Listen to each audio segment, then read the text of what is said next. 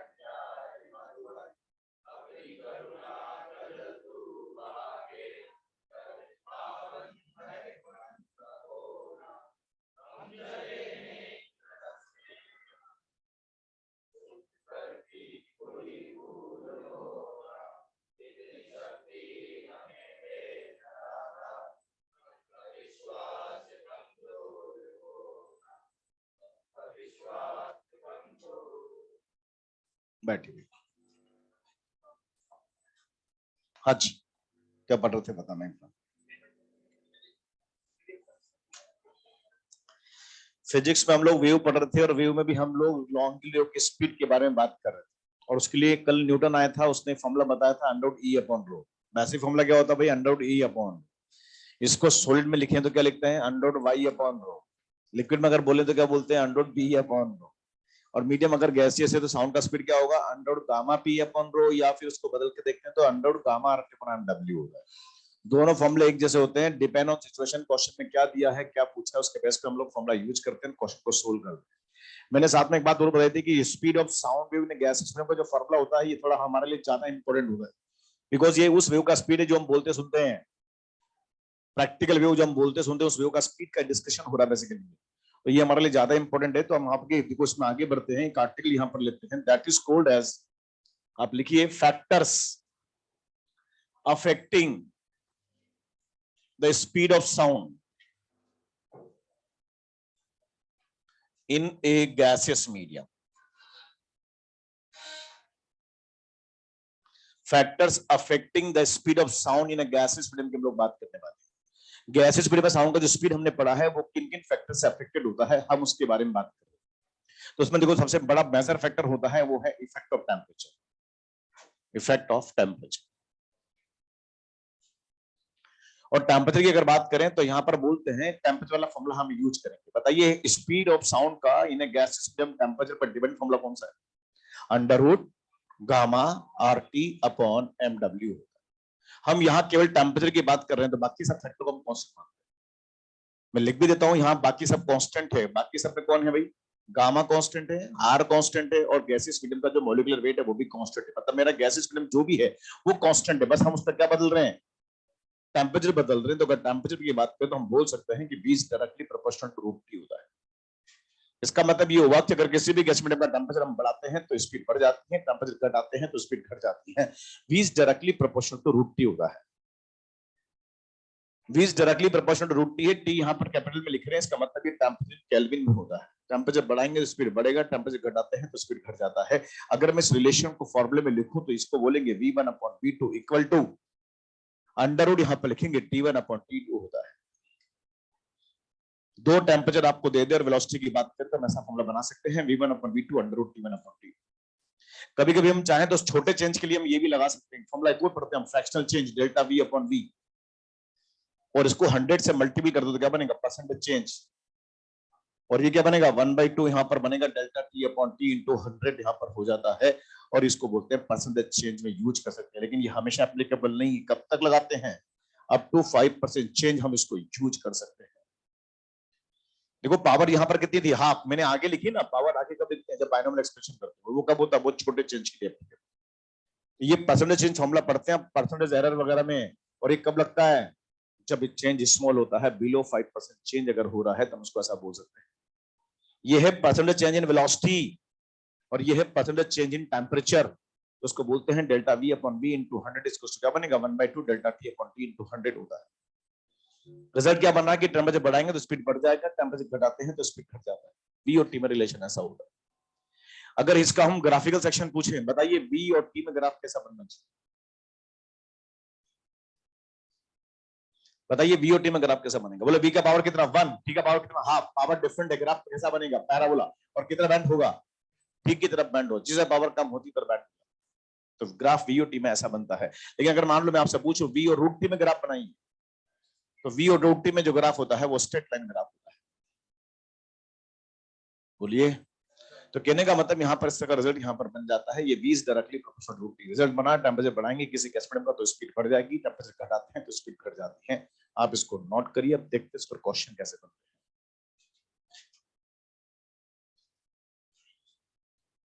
आज अपन को क्वेश्चन करना है मैक्सिमम, हम देखना चाहते हैं कि साउंड का जो स्पीड है ना मीडियम गैसेस में किन किन फैक्टर से अफेक्टेड होता है और उस पर कैसे क्वेश्चंस बनते हैं।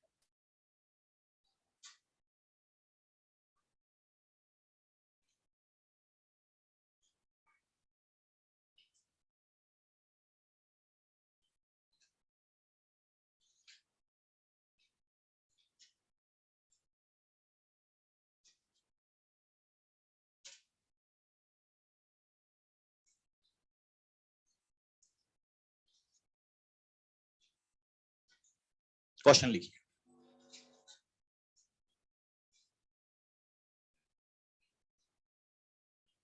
if temperature of a gas is medium,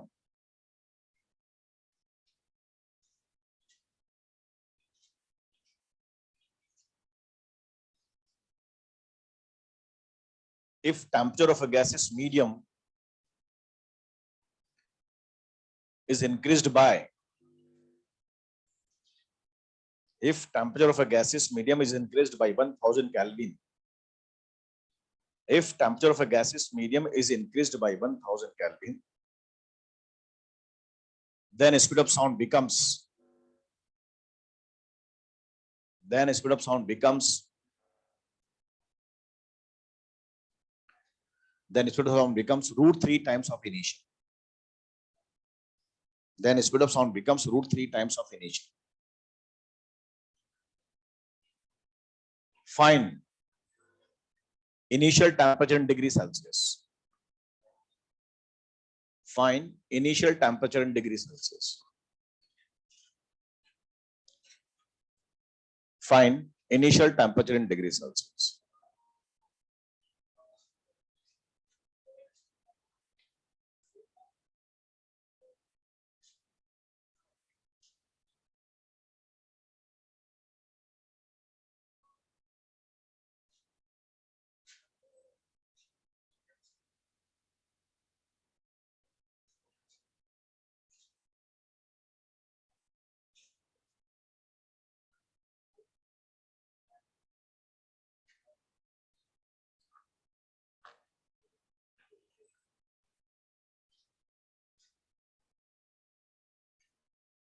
आ गया, कितना आया 227 डिग्री सेल्सियस हो जाएगा, है ना। देखो क्वेश्चन में आपसे बोला गया कि अगर टेम्परेचर को 1000 केल्विन बढ़ा दिया जाए तो स्पीड रूट 3 टाइम्स हो जाता है।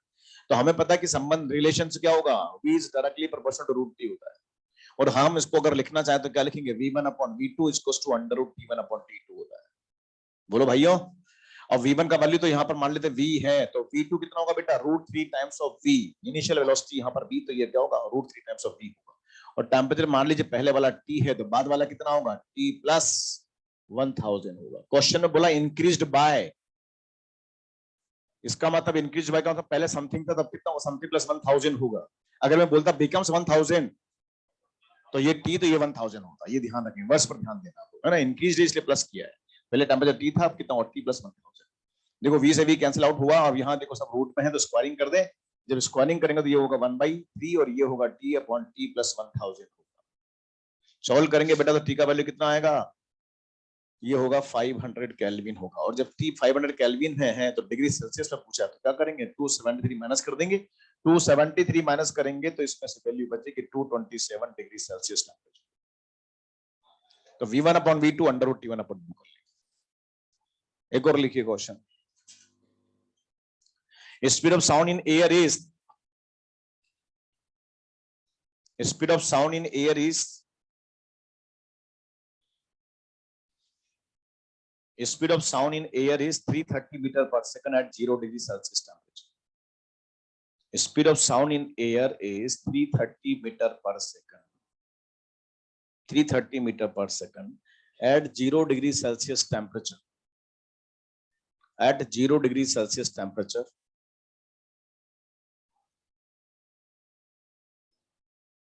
क्या लिखा आपने, speed of sound is 330 metre per second, किसमें लिखा, speed of sound in air is 330 metre per second at 0 degree Celsius temperature. Then find speed of sound, then find speed of sound at 10 degree Celsius temperature.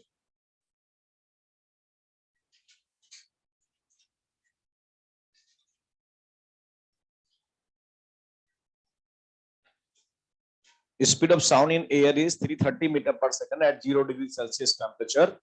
Then find speed at 10 degree Celsius temperature.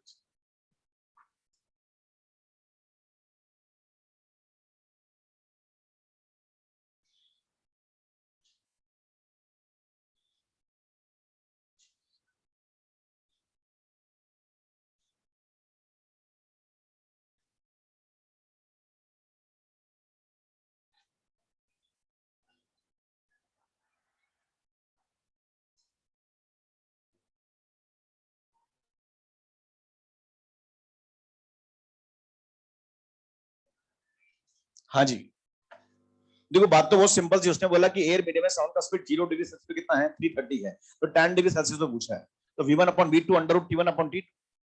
भाई relation तो वही है ना, v और t में relation है, हमने पढ़ा था, तो हम इसको लिखेंगे v1 upon v2 equals to under root t1 upon t2 होता है।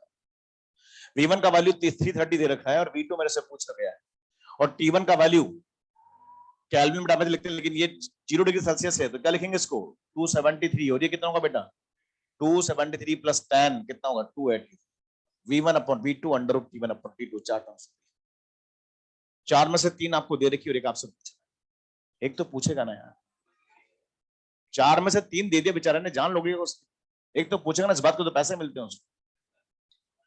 तो क्वेश्चन अगर देखें तो बहुत सिंपल क्वेश्चन है, कॉन्सेप्चुअली तो बहुत आसान question, v1 upon v2 under root t1 upon t2, लेकिन प्रॉब्लम ये है कि जब सोल्व करते सोल्व होता नहीं, पेपर मेरा ऑब्जेक्टिव है और हमें कैलकुलेटर वहां अलाउड नहीं होता, तो बिना कैलकुलेटर के इस क्वेश्चन को सोल्व करना होता है, तो सोल्व कैसे करते हैं।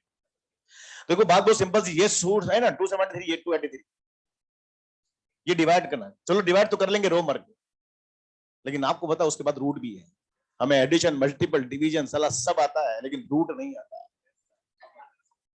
तो कहने का मतलब ये कि क्वेश्चन कॉन्सेप्चुअली बहुत आसान है पर कैलकुलेटिव बहुत टफ है, हम इसको सोल्व नहीं कर सकते बिना कैलकुलेटर।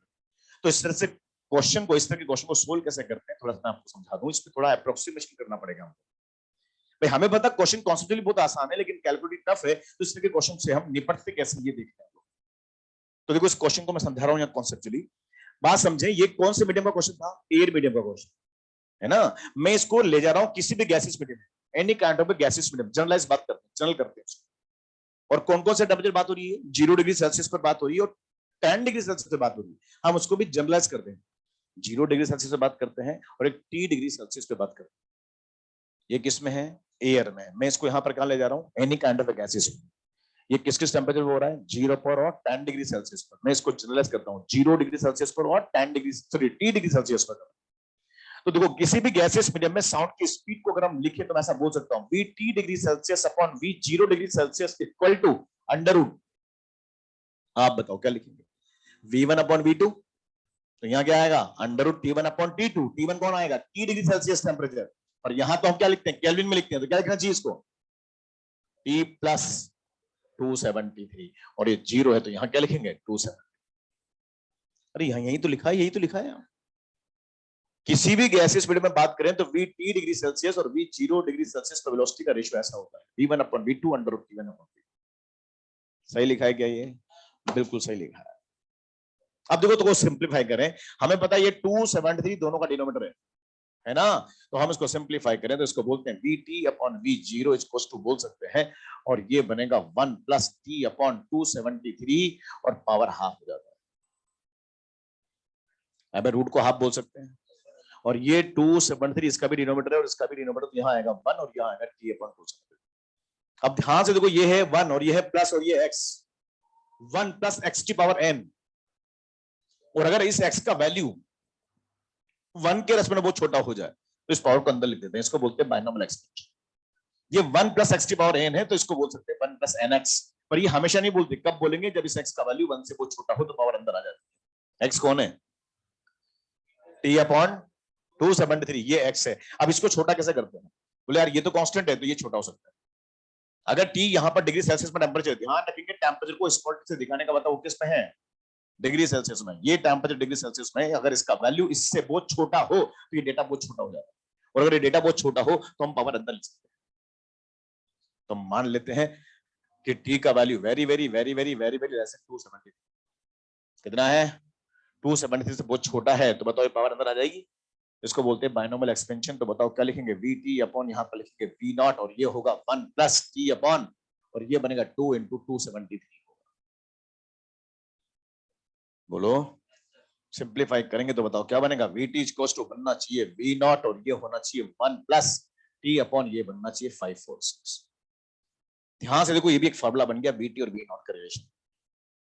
ये ऐसा फॉर्मूला, इसमें एडिशन, सब्ट्रैक्शन, मल्टीपल डिवीजन सब है, लेकिन रूट नहीं है। बोलो ना यार, इसमें रूट नहीं है। हम उस क्वेश्चन को सोल्व कर सकते हैं, इस फॉर्मूला को यूज करके क्वेश्चन को सोल्व कर सकते हैं। इसमें एडिशन, मल्टीपल डिवीजन सब है, लेकिन रूट नहीं है, क्वेश्चन सोल्व किया जा सकता है। ये कौन है बताओ? T डिग्री सेल्सियस टेम्परेचर पे साउंड का speed in gaseous medium, 0 degree Celsius पे साउंड का speed in gaseous medium, 1 temperature degree Celsius 546। हमें इस क्वेश्चन में क्या पूछा? B10 डिग्री सेल्सियस पूछा। ये क्या लिखेंगे? 330 दे रखा ना, 1 + 10/546। बोलो भाई, एडिशन, मल्टीपल डिवीजन सब है, लेकिन रूट नहीं है। क्वेश्चन को सोल्व कर सकते हैं, जवाब दे सकते हैं, लेकिन आपको पता है ये फॉर्मूला हमेशा एप्लीकेबल नहीं। ये तो हमने अप्रोक्सीमेशन किया कि जब T का वैल्यू इतना है, इससे बहुत छोटा है तो लगाते हैं। तो ध्यान रखिए, फॉर्मूला एक्चुअल में ऐसा होता है, बड़े बड़े चेंज करते हैं तो ये फॉर्मूला लगाना होता है, लेकिन क्वेश्चन अगर स्मॉल चेंज हो तो हम ये फॉर्मूला ऐसे भी बना सकते हैं, पर ये हमेशा एप्लीकेबल नहीं है। कब तक लगेगा ये हम ध्यान रखेंगे, up to 30 degree Celsius temperature तक हम इसको यूज कर सकते हैं। और किस में यूज कर सकते हैं? इन एनी गैसियस मीडियम में इसको यूज कर सकते हैं। किसी भी गैसियस मीडियम में इस फॉर्मूले को लगा सकते हैं, पर कब तक लगा सकते हैं? Up to 30 degree Celsius temperature change की बात कर सकते हैं। 5 डिग्री, 10 डिग्री, 20 डिग्री, 30 डिग्री हम इसको यूज कर सकते हैं, लेकिन इससे बड़ा चेंज आ जाए, 50 डिग्री, 100 डिग्री चेंज करता है, तो फिर आपको ये नहीं लगाना है, फिर आपको यही लगाना पड़ेगा, चाहे भले आपको ना। तो छोटा चेंज अगर है, स्मॉल चेंज है, तो हम क्या करते हैं, पावर को आगे मल्टीपल कर देते हैं। ये बाइनोमियल एक्सपेंशन है। ये किस मीडियम में करा हमने? एनी काइंड ऑफ गैस में। लेकिन अगर मैं इसको एयर में लेके जाऊं तो ये फॉर्मूला और छोटा हो सकता है। बोले क्यों? बोले एयर में V0 हम जानते हैं, V0 का वैल्यू कितना होता है? 330 मीटर/सेकंड। अगर ये पता है तो हम इस फॉर्मूला को थोड़ा और छोटा कर सकते हैं। फॉर्मूला क्या था? ये VT = V0 + V0 × T/546। इसको मैंने ओपन कर दिया।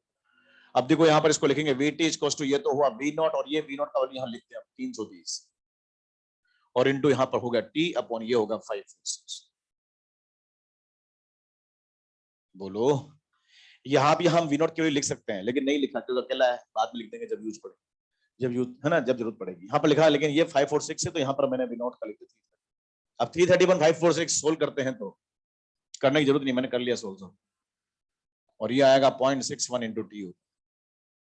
330/546 को सोल्व करते हैं तो ये कितना आता है? अबाउट में 0.61 होता है। मतलब एक फॉर्मूला और बन गया, ये VT = V0 + 0.61 × T होता है।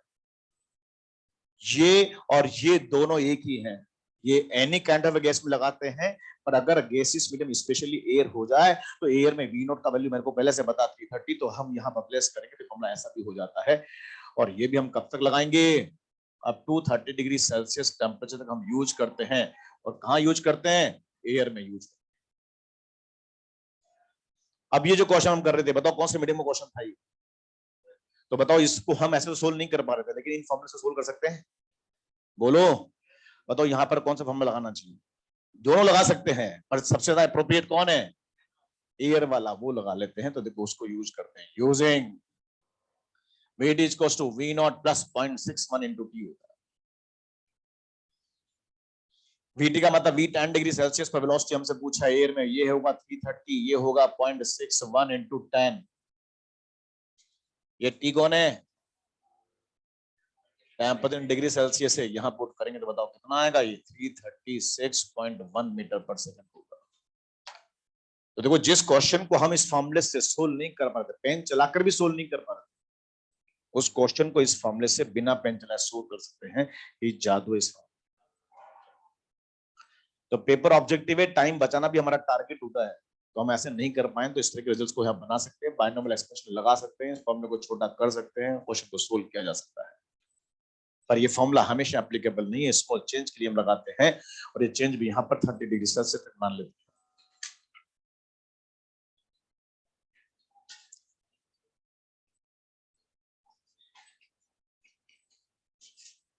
0 डिग्री सेल्सियस पर साउंड का स्पीड एयर में कितना है,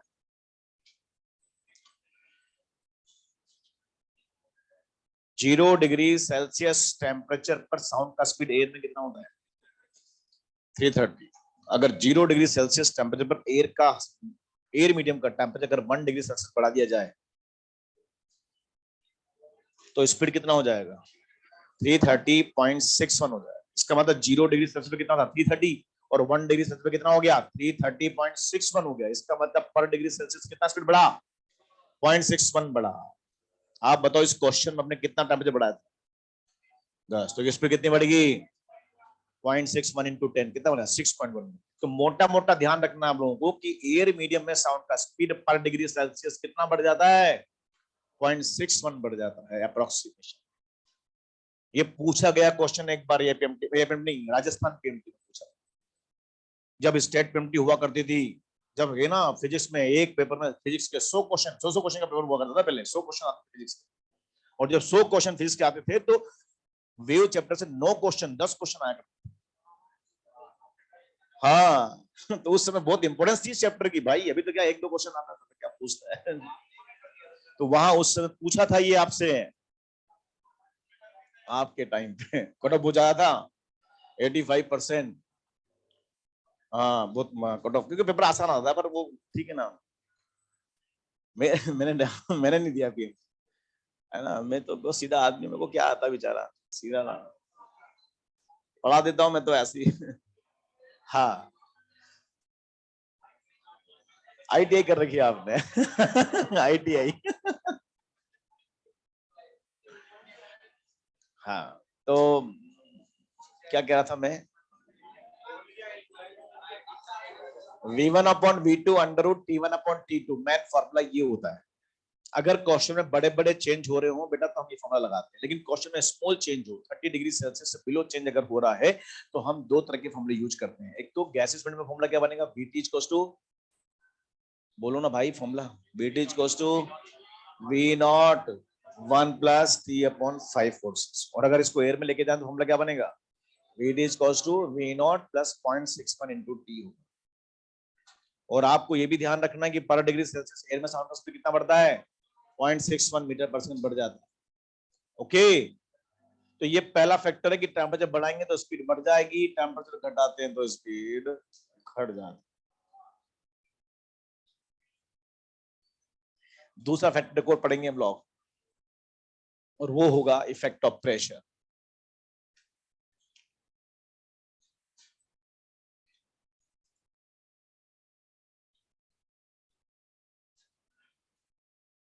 देखो एक बात मैं आपको और बताऊं, ये जो क्वेश्चन हमने किया ना, ये क्वेश्चन तो हम चाहें तो दूसरे मेथड से भी कर सकते थे, पर ये बात आपको बतानी थी कि पर डिग्री सेल्सियस साउंड का स्पीड कितना बढ़ता है एयर में, इसलिए ये यहाँ कहां से आया, बोलिए ऐसे यार।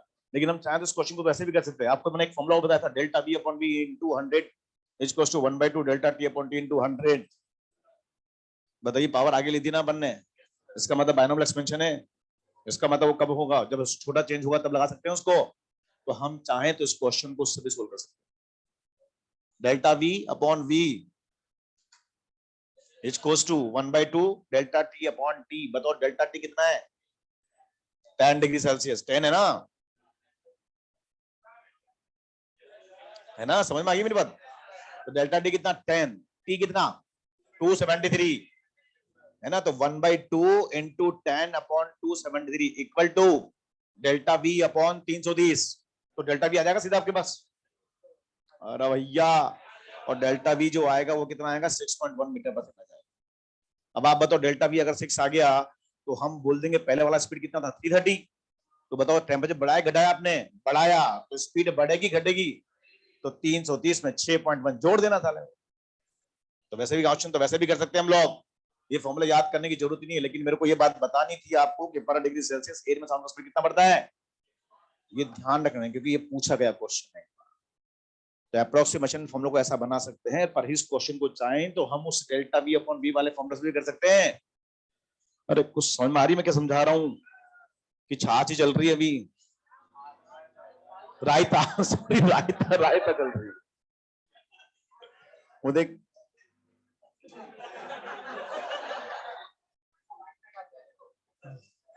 अगर रायता वहीं रह गया घर पे तो इधर आप। चलिए अब बात सुना ध्यान से। पहला फैक्टर बड़ा इफेक्ट ऑफ टेम्परेचर है ना, टेम्परेचर बढ़ाएंगे तो स्पीड बढ़ जाएगा, टेम्परेचर घटाते तो स्पीड घट जाएगा। दूसरा फैक्टर ये है इफेक्ट ऑफ प्रेशर, ये भी इंपॉर्टेंट है। इसमें आप लिखिए एट कांस्टेंट टेम्परेचर। दूसरा फैक्टर हम लिखेंगे बेटा इफेक्ट ऑफ प्रेशर, इसमें लिखिए आप लोग at constant temperature there is no effect of pressure change. तू कहां तक है ना, ये कल नहीं था ना, इसको कल हम याद कर रहे थे, उसको याद कर रहे थे हम लोग, तेरी बहुत याद आई थी हम लोगों को। तू कहां था कल, रूम चेंज किया, रूम चेंज किया at constant temperature there is no effect of pressure change. At constant temperature there is no effect of pressure change. There is no effect of pressure change. At constant temperature, there is no effect of pressure change on speed of sound. At constant temperature, there is no effect of pressure change on speed of sound in a gaseous medium. There is no effect of pressure change on speed of sound in a gaseous medium. बच्चों आपको समझाया जा रहा है कि constant temperature condition में अगर pressure को चेंज करते हैं तो प्रेशर चेंज होने से साउंड की स्पीड में कोई चेंज नहीं आता।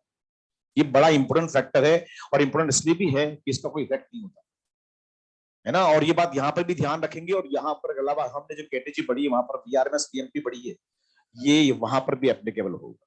कांस्टेंट टेम्परेचर कंडीशन में प्रेशर को चेंज करते हैं तो साउंड की स्पीड पर, वीएमपी पर, वीआरएसएम पर कोई चेंज नहीं आता। क्यों नहीं आता, देखो उसको समझ लें हम लोग कि हमें पता है कांस्टेंट टेम्परेचर कंडीशन अगर लिखें तो कांस्टेंट टेम्परेचर कंडीशन पर गैसियस स्टैटिक क्या होती है, गैसेस स्टैटिक क्या होती है, पीवी इक्वल्स टू कांस्टेंट। भाई पीवी इक्वल्स टू एनआरटी होता है, लेकिन एन तो कांस्टेंट ही होता है, number of moles. R universal gas constant constant होता है, और टी हम बोल ही रहे कांस्टेंट है। इसका मतलब पीवी का मल्टीपल क्या हो गया, कांस्टेंट। अब बताओ इस कंडीशन में P is directly proportional to क्या हो गया, 1/वॉल्यूम। इसका मतलब ये हुआ कि प्रेशर को हम इंक्रीज करते हैं तो इनवर्सली वॉल्यूम डिक्रीज हो जाता है। अगर प्रेशर को 4 गुना करते हैं तो वॉल्यूम को 1/4 टाइम्स होगा, तभी इन दोनों का मल्टीपल क्या होगा, कांस्टेंट। कांस्टेंट टेम्परेचर कंडीशन पर पीवी का मल्टीपल कांस्टेंट आता है, तो जिस रेशियो से प्रेशर इंक्रीज होता है उसी रेशियो से वॉल्यूम डिक्रीज होता है, ताकि दोनों का मल्टीपल क्या हो जाए, कांस्टेंट। और हमें पता कि अगर वॉल्यूम चेंज हो रहा है तो वॉल्यूम का मतलब होता है मास अपॉन डेंसिटी। वॉल्यूम का मतलब, और मास कभी चेंज नहीं होता, तो फिर क्या चेंज होता है, डेंसिटी। तो मैं बोल सकता हूं कि वॉल्यूम की अगर बात करें तो volume is directly proportional to density होता है। बच्चों प्रेशर को 4 गुना करते हैं तो वॉल्यूम को 1/4 गुना होना पड़ेगा, और अगर वॉल्यूम 1/4 गुना हो रहा है तो डेंसिटी कितनी होगी, 4 गुना होगी। इसके बाद प्रेशर और डेंसिटी दोनों डायरेक्टली प्रोपोर्शनल। प्रेशर को 4 गुना करेंगे तो वॉल्यूम 1/4 गुना होगा, और अगर वॉल्यूम 1/4 गुना होगा तो डेंसिटी 4 गुना होगा। मतलब रिजल्ट ये बना कि प्रेशर और डेंसिटी दोनों डायरेक्टली प्रोपोर्शनल होगा, और जब दोनों डायरेक्टली प्रोपोर्शनल दोनों का रेशियो क्या होगा, कांस्टेंट होगा। और दोनों का जो रेशियो होता है बेसिकली वही हमारा लिखा होता है स्पीड ऑफ साउंड होता है। बताओ स्पीड ऑफ साउंड क्या लिखते थे हम लोग, v equals to under root gamma p upon rho होता है। गामा कांस्टेंट है और प्रेशर को 4 टाइम्स करते हैं तो डेंसिटी भी 4 टाइम्स होगी, और अगर है ना प्रेशर को 1/4 टाइम्स करते हैं तो डेंसिटी क्या होगी, 1/4 टाइम्स होगी। मतलब इन दोनों का रेशियो क्या होगा, कांस्टेंट। और अगर रेशियो कांस्टेंट है तो वेलोसिटी भी क्या होगी, कांस्टेंट होगी। हम ध्यान रखेंगे कांस्टेंट टेंपरेचर कंडीशन में प्रेशर को चेंज करते हैं तो जिस रेशियो से प्रेशर चेंज होता है उसी रेशियो से डेंसिटी भी चेंज होती है, और दोनों का इफेक्ट कैंसिल हो जाता है तो वेलोसिटी क्या होती है, कांस्टेंट होती है। ओके, या तो मैं इसको ऐसा समझूं या फिर मैं ऐसा भी समझ सकता हूं। हमें पता है वेलोसिटी का फॉर्मूला एक और होता है, under root gamma R T upon MW. बोलो, हम क्या कर रहे हैं, कांस्टेंट टेंपरेचर कंडीशन में प्रेशर को चेंज कर। बताइए कांस्टेंट टेंपरेचर कंडीशन में मैंने गामा को चेंज किया गया, मैंने आर को चेंज किया गया, मैंने टी को चेंज किया गया, मैंने एमडब्ल्यू को चेंज किया गया। ध्यान से देखो कांस्टेंट टेंपरेचर कंडीशन में ये फॉर्मूला प्रेशर पर डिपेंड ही नहीं करता। कांस्टेंट टेंपरेचर कंडीशन में ये फॉर्मूला प्रेशर पर डिपेंड ही नहीं करता, और जब प्रेशर पर डिपेंड नहीं करता तो वेलोसिटी कैसी होती है, कांस्टेंट होती है। रिजल्ट क्या बना कि कांस्टेंट टेंपरेचर कंडीशन प्रेशर को चेंज करेंगे तो प्रेशर चेंज होने से साउंड की स्पीड को चेंज नहीं आएगा। अब कभी कभी ये कंडीशन ऐसे ही बोलता है, वो बोलता है कि यहाँ पर प्रेशर को 4 गुना कर दिया जाए तो क्या होगा, कंडीशन लिखकर नहीं देता। यहाँ तो मैं क्या बोल रहा हूँ, कांस्टेंट टेंपरेचर कंडीशन में प्रेशर को चेंज करेंगे तो साउंड की स्पीड को चेंज नहीं आएगा। पर कभी कभी मेडिकल में ऐसे भी क्वेश्चन आता है, बताओ किसी गैस मीडियम का प्रेशर 4 गुना कर दिया जाए तो क्या होगा। तो ध्यान रखिए प्रेशर को चेंज कर रहा है और कंडीशन स्पेसिफाई नहीं कर रहा है तो कंडीशन कौन सी मानते हैं, कांस्टेंट टेंपरेचर कंडीशन मानते हैं और आंसर देते हैं नो चेंज। ये बात यहां भी एप्लीकेबल है और कैटेगरी में भी एप्लीकेबल है, वीआरएस भी एप्लीकेबल है। अगर प्रेशर को चेंज कर रहा है और कोई कंडीशन स्पेसिफाई नहीं कर रहा है तो कंडीशन कौन सी मानेंगे, कांस्टेंट टेंपरेचर कंडीशन मानते हैं और आंसर देते हैं नो चेंज। मतलब मोटा मोटा हमें ध्यान रखना प्रेशर का कोई इफेक्ट नहीं होगा। ओके, तीसरा पॉइंट, तीसरा में एक और पॉइंट होता है यहाँ पर, कभी कभी ऐसा भी बोलता है प्रेशर को भी बोल देता है इंक्रीज कर देता है, प्रेशर को भी चेंज करता है और क्वेश्चन में टेंपरेचर को भी चेंज कर देता है। वो बोलता है किसी गैस का प्रेशर 4 गुना कर दिया जाए और टेंपरेचर भी 4 गुना कर दिया जाए तो स्पीड ऑफ साउंड पे क्या इफेक्ट आएगा। तो ध्यान रखिए जब क्वेश्चन में प्रेशर और टेंपरेचर दोनों चेंज कर रहा है तो प्रेशर को तो मारो गोली, पर टेंपरेचर को गोली नहीं मार सकते। बताया था ना 20 directly proportional to root T होता है, तो अगर टेंपरेचर को 4 गुना हो रहा है तो फिर वेलोसिटी कितनी होगी, 2 टाइम्स। ध्यान रखेंगे अगर क्वेश्चन में प्रेशर और टेंपरेचर दोनों चेंज हो रहे हैं तो क्वेश्चन को हम लोग टेंपरेचर चेंज के बेस पे सोल्व करते हैं, क्योंकि आप जानते हैं गैसियस सिस्टम इक्वेशन में क्या होता है, प्रेशर और टेंपरेचर एक एलएचएस और एक आरएचएस की टर्म्स होती है। अरे प्रेशर किधर होता है, एलएचएस में, और टेंपरेचर किधर होता है, आरएचएस में। और प्रेशर और वॉल्यूम का जो भी चेंजेस आता है ना, नेट चेंज टेंपरेचर में आता है। तो हम लोग किसके बेस पे सोल्व करेंगे फिर, नेट चेंज, मतलब कौन, टेंपरेचर के बेस पे सोल्व करते हैं। तो 3 कंडीशन यहां पर होती है।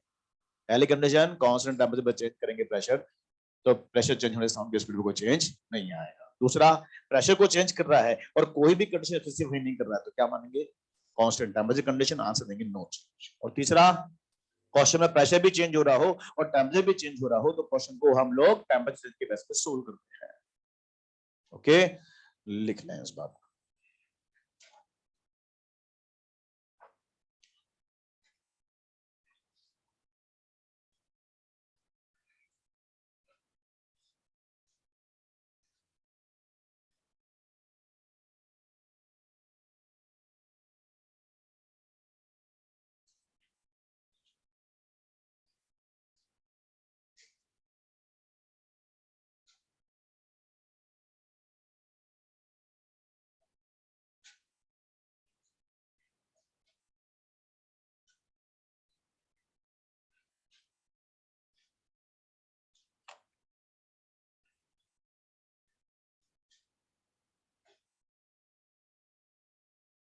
तो तेने रूम चेंज किया मतलब,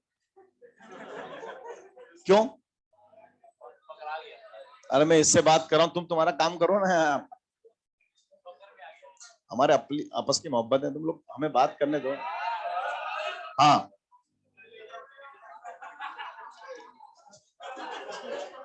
चुप करो यार इनको। हाँ हाँ, बोल ही रहा है यार। हाँ पहले पीजी में, फिर हॉस्टल में जाओगे आप। अच्छा वो हॉस्टल कर रहे हैं तो फिर आपको खाली करना पड़ेगा। कहाँ से आए आप? बिहार वाले? पहली बार आए कोटा? पहली बार? पहले थे आप कोटा में? कहाँ? अब मैं इससे बात कर रहा हूँ ना, तू तेरी क्यों बता रहा है? ये अब नहीं बता रहा है यार, तेरे से नहीं पूछ रहा, इससे बात चल रही। कौन से फेज में? पहले कहाँ था? अच्छा नर्चर एंथी यहीं पढ़े आप? 18-19 20-21 कहाँ था? कोरोना था। 18-19 में यहाँ थे और 20-21 में कोरोना था। कोई बात नहीं, नहीं मतलब वो नहीं कह रहा हूँ मैं, तो पूछा कल याद आई थी तेरी, तू है नहीं यार। चलिए बात करते हैं तीसरा फैक्टर, ये भी इंपॉर्टेंट फैक्टर भाई, effect of nature of gases में। अभी तो हम लोग क्या कर रहे थे बेटा, प्रेशर टेम्परेचर की बात कर रहे थे। अब बात करते हैं हमारा जो मीडियम है ना, मीडियम गैसेस है, उसकी नेचर को बदलने वाले हैं। जो प्रेशर टेम्परेचर है उसको हम चेंज नहीं करेंगे, वो हमारे लिए कांस्टेंट है। अब हम क्या कर रहे हैं, मीडियम की नेचर, हमारा मीडियम जो गैसेस है उसकी नेचर को बदलेंगे। मतलब ऑक्सीजन है तो नाइट्रोजन करेंगे, और नाइट्रोजन है तो हीलियम करेंगे। तो जब मीडियम की नेचर को बदलेंगे तो मतलब क्या बदलेगा? गामा बदलेगा, एमडब्ल्यू बदलेगा, और गामा एमडब्ल्यू बदलेगा तो वेलोसिटी फ्री बदलेगा। यस और नो? तो देखो यहां पर बात कर रहे हैं effect of nature of gases medium, और उसको पढ़ने के लिए फॉर्मूला यूज करते हैं under root gamma R T upon MW. ठीक है ना भाई, हम ऐसा लगाते हैं। और हम बोल रहे हैं हम यहाँ पर कहना चाह रहे हैं कि हमारे लिए आर और टी तो कांस्टेंट है, हम इसकी बात पहले कर चुके हैं, हम इनको चेंज नहीं कर रहे, ये तो कांस्टेंट।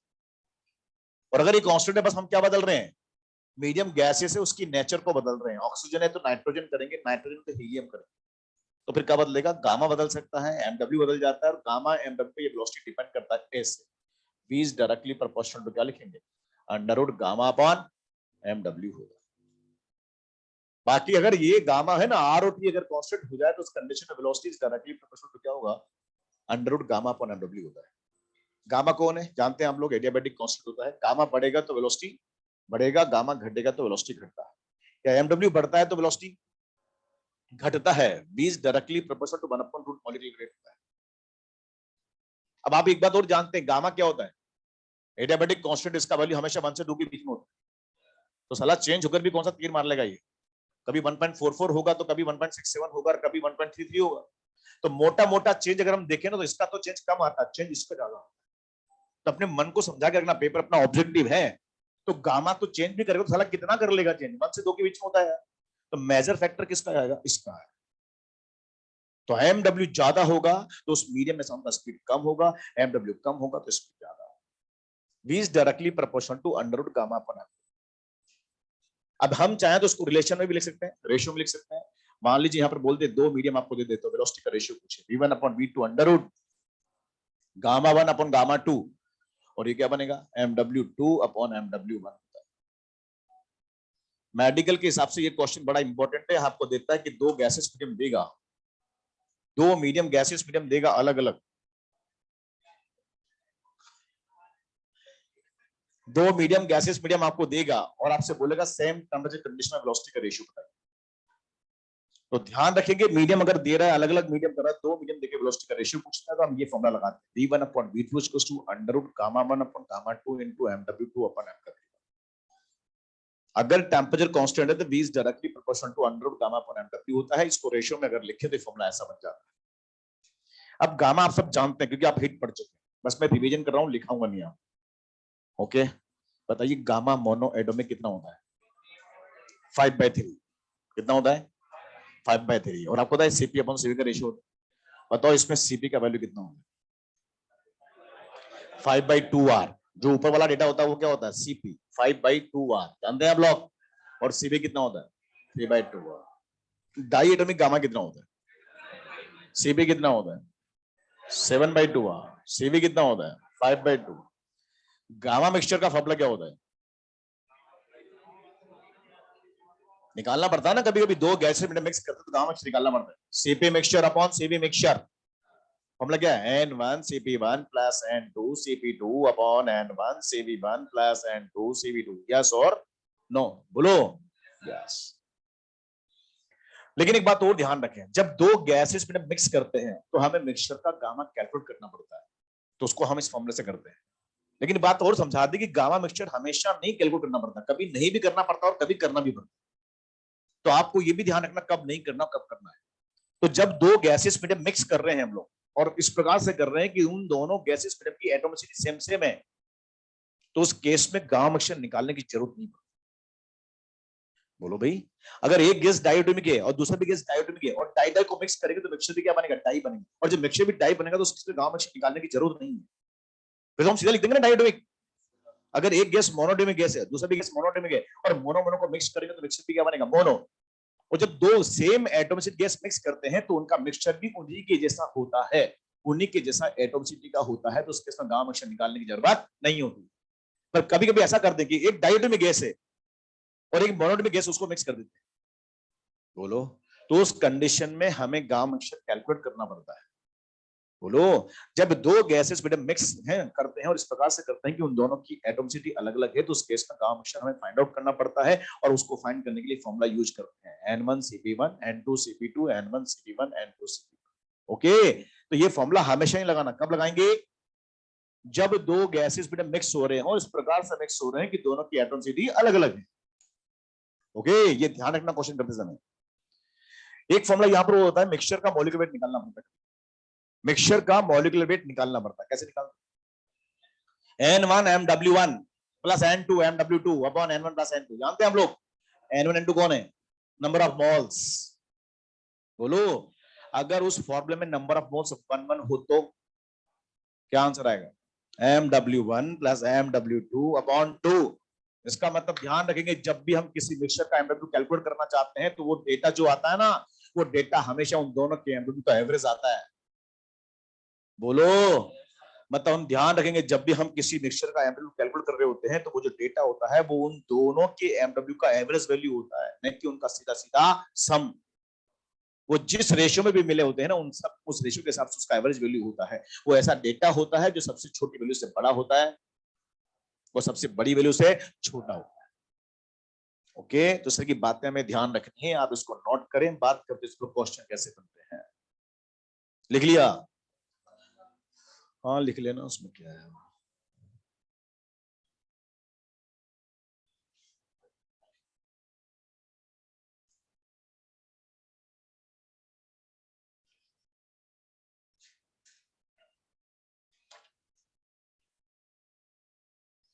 Calculate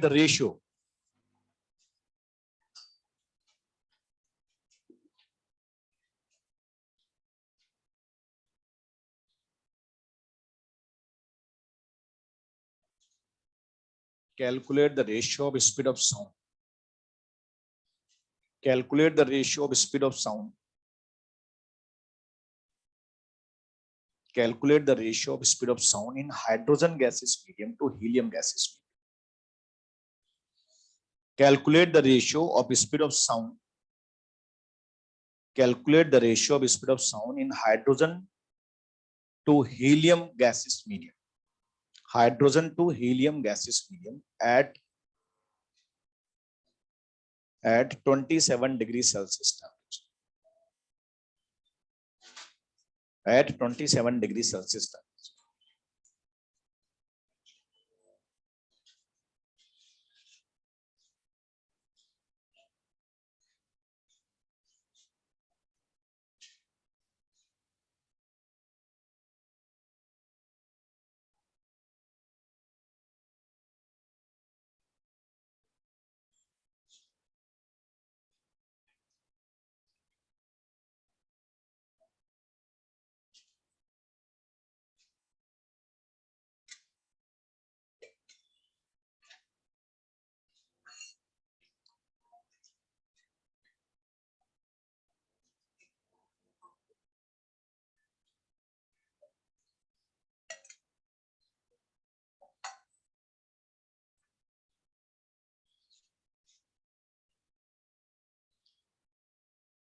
ये बड़ी फेमस वैरायटी है, एग्जाम में ऐसी वैरायटी का क्वेश्चन बनता है, पूछा जाता है ऑब्जेक्टिव पेपर में। आपको दो मीडियम देता है और वेलोसिटी का रेशियो पूछता है एट सेम टेम्परेचर कंडीशन। पहला मीडियम कौन है, हाइड्रोजन। दूसरा मीडियम क्या है, हीलियम। बताओ दोनों में सेम सेम क्या है, आर और टी। तो कट ही जाएगा ना। तो फॉर्मूला ये तो आएगा, जब भी दो मीडियम देके वेलोसिटी का रेशियो पूछे तो आप ये फॉर्मूला यूज करेंगे, v1/v2 under root gamma gamma 2 into m/2 upon m/2। कितना आया, रूट रूट 25 है ना, 42/25। भाई 27 डिग्री सेल्सियस टेम्परेचर दोनों का भी है, उसका भी वही है और उसका भी यही है। तो बताओ यहाँ पर हम क्या करेंगे, फिर फॉर्मूला बोलो लगाएंगे ना यार, रेशियो वाला। तो पहला मीडियम कौन सा, हाइड्रोजन। दूसरा मीडियम कौन है, हीलियम। हाइड्रोजन एंड हीलियम, और इसको लिखेंगे अंडर रूट, यहाँ पर क्या होगा, gamma hydrogen upon gamma helium into M W, यहाँ पर होगा हीलियम और ये होगा एम डब्ल्यू यहाँ पर हाइड्रोजन। दो मीडियम देख के वेलोसिटी का रेशियो पूछा जा सकता है। v1/v2 under root t1 upon, मतलब v1/v2 इक्वल्स टू क्या बनेगा, under root gamma 1 upon gamma 2 into mw2 upon mw। Temperature दोनों का सेम में कट जाएगा। अब आप बताओ गामा हाइड्रोजन कितना होता है, 7/5। हीलियम कितना होता है, 5/3। हीलियम का मॉलिक्यूलर वेट 4 और ये कितना होगा हाइड्रोजन का 2। सॉल्व कर लो, कितना आंसर आएगा, √42/25।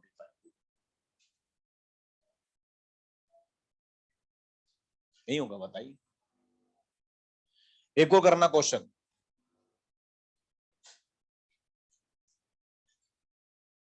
वेलोसिटी इन ऑक्सीजन मीडियम अपॉन वेलोसिटी इन ऑक्सीजन प्लस नाइट्रोजन का मिक्सचर 1:4 की रेशियो में, दोनों मीडियम में स्पीड का रेशियो बता। क्वेश्चन की लैंग्वेज नहीं दी मैंने, सीधा लिख दिया। ऊपर कौन सा मीडियम है, ऑक्सीजन मीडियम। नीचे कौन सा मीडियम है, मिक्सचर है। किस किस का, ऑक्सीजन और नाइट्रोजन का मिक्सचर है। प्लस का मतलब मिक्सचर, मिक्स हो रहा है। और किस रेशियो में, 1:4, मतलब 1 मोल ऑक्सीजन का है, 4 मोल नाइट्रोजन का मिक्स हो रहा है। दोनों मीडियम में स्पीड का रेशियो बता।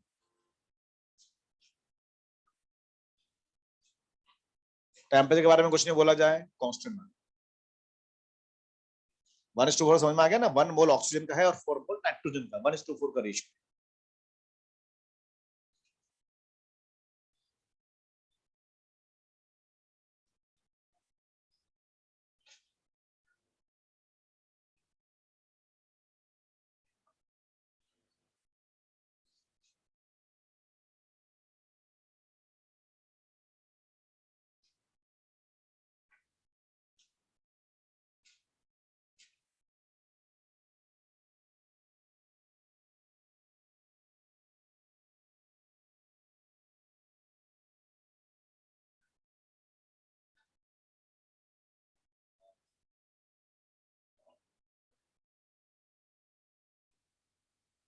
बोलो,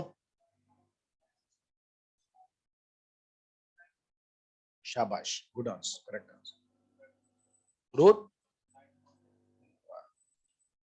और क्या है यार, दो मीडियम देके वेलोसिटी का रेशियो पूछा, मतलब ये फेमस वैरायटी, ये क्वेश्चन एग्जाम में बनता है भाई। दो मीडियम देके वेलोसिटी का रेशियो पूछे तो आपको पता है मीडियम में वेलोसिटी का रेशियो, वेलोसिटी का फॉर्मूला क्या लगाते हैं, अंडर रूट गामा आरटी पर एमडब्ल्यू।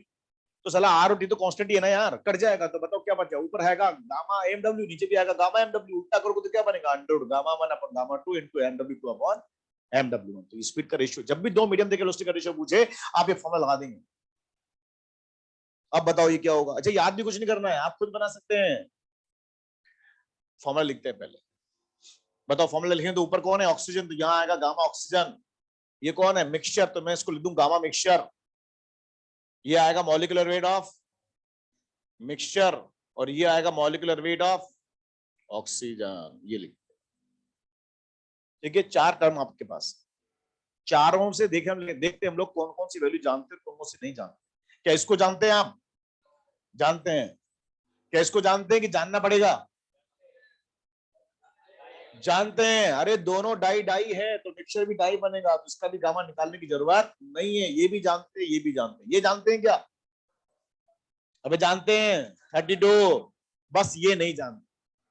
और जब इसको नहीं जानते उसको साइड में जान ले हम लोग। मिक्सचर का एमडब्ल्यू निकालना पड़ेगा ना हम लोगों को, तो मिक्सचर का एमडब्ल्यू हम निकाल लेते हैं। तो क्या होगा मिक्सचर का एमडब्ल्यू निकालने का फॉर्मूला, N1 MW1, N1 कितना है 1, MW1 कितना है 32, N2 MW2 अपॉन 1 + 4 कितना आएगा ये 144/5 होगा। इसको फर्दर सोल्व करते हैं तो ये वैल्यू आती 28.8 आता है। और हम ध्यान भी रखेंगे ये जो 28.8 आया ना, ये एक्चुअल में मॉलिक्यूलर रेट ऑफ एयर कहलाता है। बच्चों ये जो मिक्सचर मैंने दिया ना, ये अबाउट में एयर कहलाता है। ध्यान से देखो, ये एयर है, अरे 1:4 का मतलब एयर और है ना, एयर का मिक्सचर, ये एयर कहलाता है। देखो यहाँ पर टोटल मोल कितने है, 1 और ये 4, तो टोटल मोल कितना, 5, 5 में 1 मोल ऑक्सीजन, 20% ऑक्सीजन है ये।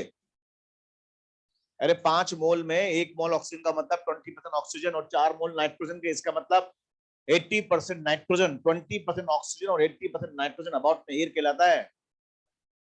तो ये जो मिक्सचर मैंने आपको दिया अबाउट में एयर है, और आपने जो एमडब्ल्यू निकाला ये बेसिकली एयर मीडियम का एमडब्ल्यू निकाल लिया आपने बातों में। यार एयर मीडियम की एक प्रकार का गैसेस मीडियम है, और उसका एमडब्ल्यू हमें अगर जरूरत पड़ेगी तो एग्जाम में देता नहीं है, हम याद रखेंगे, और नहीं तो फाइंड आउट करते हैं। ये कितना आता है, 28.8 आता है। ये उस मीडियम का मॉलिक्यूलर वेट होता है जिसमें हम लोग रहते मरते जीते हैं। कहाँ जीते हैं हम लोग, एयर में, उसका एमडब्ल्यू है ये 28.8। वर्बली ध्यान रखेंगे, और नहीं तो वैसा फाइंड आउट करते हैं।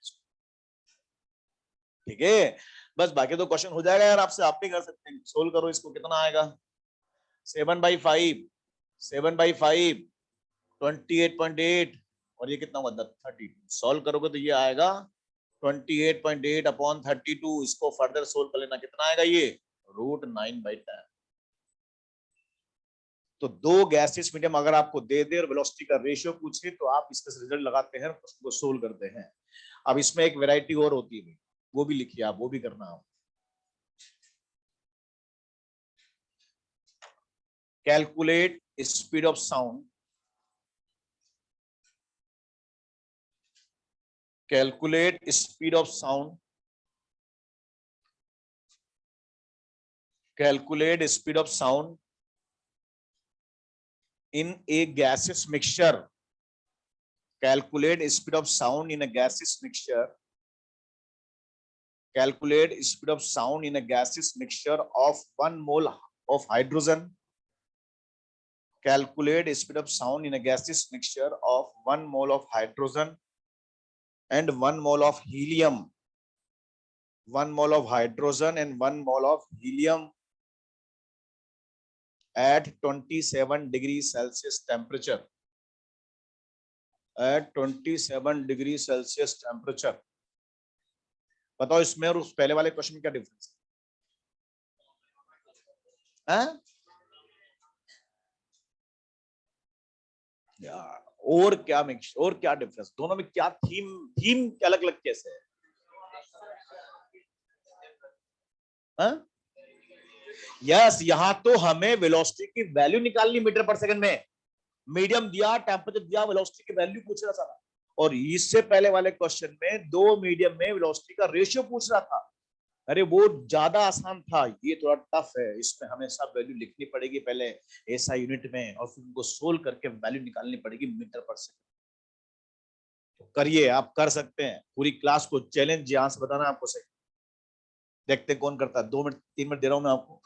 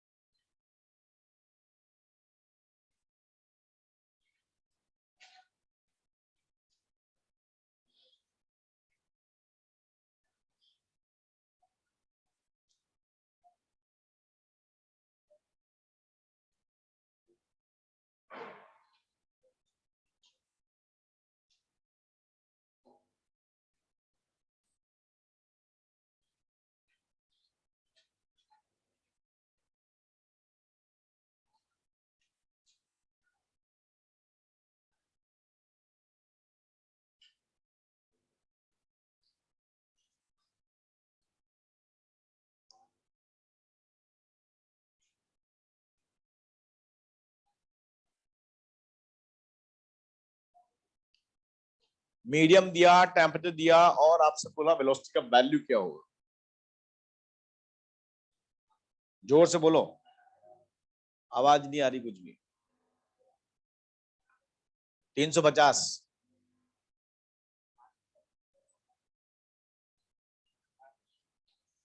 आर क्या होता है, खोल लो ना, आर का वैल्यू नहीं जानते हो तुम, 8.314।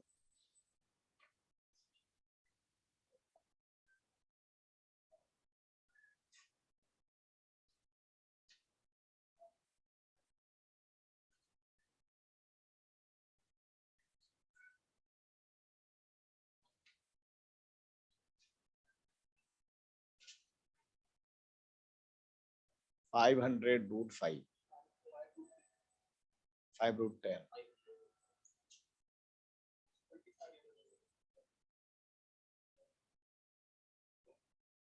कितना?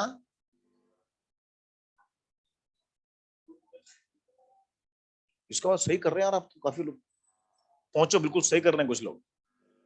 मतलब जहां बच्चा गलती करता है वो गलती आप हाईलाइट कर रहे हैं, बस वो गलती नहीं कर रहे हैं, बाकी तो क्वेश्चन हो जाएगा फिर तो करिए।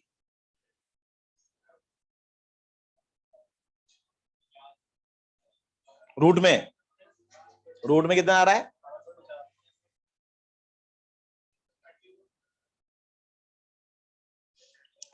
केवल अभी 2 बच्चों का राइट हुआ है, बोलो।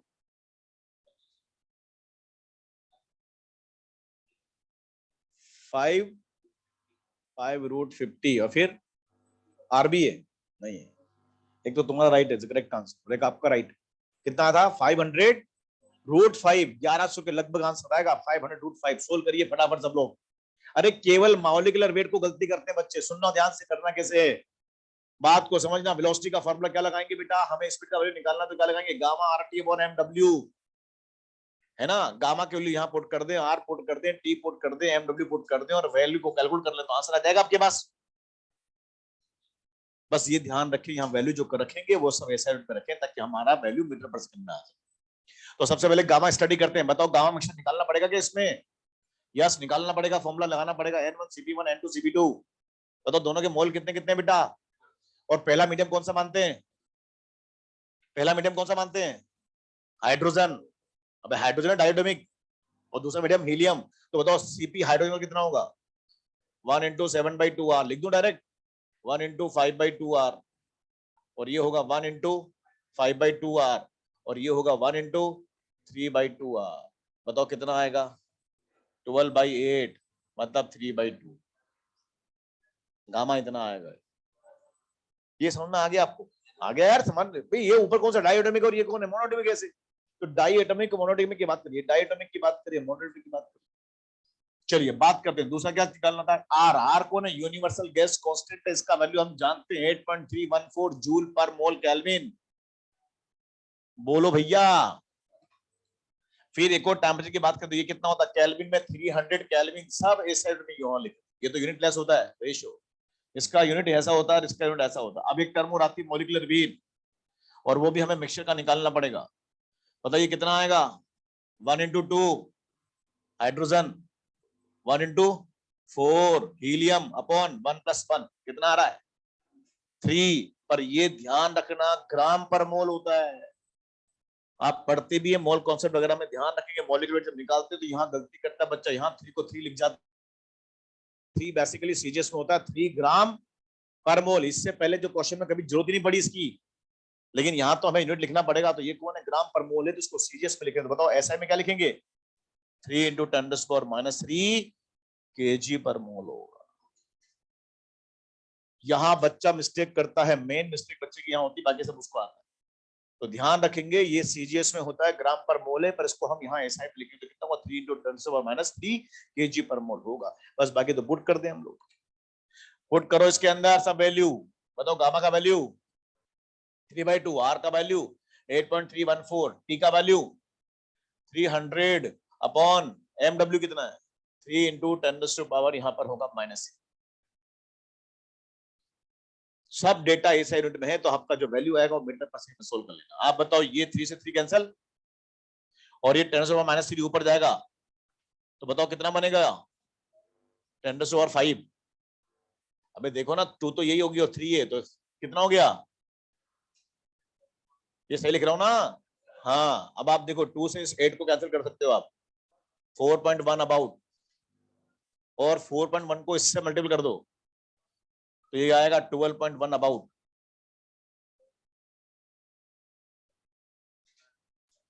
और आपको 12.1 अगर 1 जीरो इसको दे दिया अपन ने, तो ये हो गया 121। 120 का 1 का रूट कितना होगा? 11। अल्टीमेटली ये अबाउट में वैल्यू आएगी कितनी? 1100 मीटर पर सेकंड। तो आपका आंसर आया था ना 500√5, वो भी यही था। बस यार आपको यहाँ, आप जिसका आंसर नहीं बन रहा ना उसका आंसर इसलिए नहीं बन रहा कि आपको ये लिखना है, आपको 3 को 3 लिख के जरूरत है। आप तो ध्यान रखें क्वेश्चन में जब कैलकुलेट करते हैं वैल्यू निकालनी है तो सबको ऐसा ही लिखना है। तो एक गलतियां यहाँ करता है, ये आपको बात वहां भी ध्यान रखना, बोल वगैरह में ध्यान रखना, केमिस्ट्री में ध्यान रखना कि ग्राम पर मोल सीजीएस में नहीं एसआई में पुट करेंगे 3 × 10⁻³ kg पर मोल। ओके, क्या पढ़ रहे हैं हम लोग? वेव पढ़ रहे हैं, मोल पढ़ रहे हैं। अब देखो थोड़ा सा आगे बढ़ते हैं, एक फैक्टर यहां पर और होता है बेटा, उसको बोलते हैं इफेक्ट ऑफ डेंसिटी और humidity. Fourth factor, effect of density और ह्यूमिडिटी।